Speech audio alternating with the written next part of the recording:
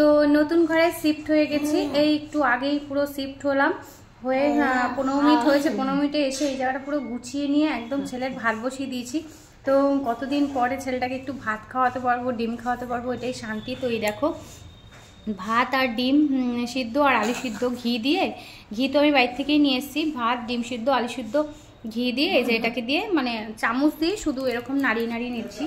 তো মিক্সিতে ও খায় না, বাড়িতে তোমরা জানো এখন প্রেশারে সিটি দিই। তো প্রেশারটা এখানে আনিনি, তবে ইন্ডাকশানের জন্য যে বাসনপত্র হয় ওগুলো এনেছি। তো ওটার মধ্যেই ভাতটা ভালোভাবে হয়েও গেছে, একটু চামচ দিয়ে করলেই হয়ে যাচ্ছে। আর এই দেখে দেখো আমার গোছানো।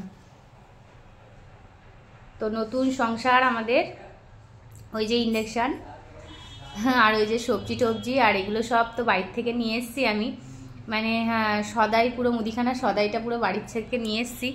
আর এই যে নতুন রুমটা, আর দেখো সামনেটা এত সুন্দর পুরো খোলা। আর ওই যে দেখো দাঁড়িয়ে রয়েছে ওরা, ওখান দিয়ে পুরো মেন রোড আমাদের, মানে মেন রোডটাই পুরো সামনে, ওই যে ওখানে দাঁড়ালেই মেন রোড। তো ওখানটাতে দাঁড়িয়ে এখানটাতে ছেলেকে নিয়ে একটু ঘুরতেও পারবো।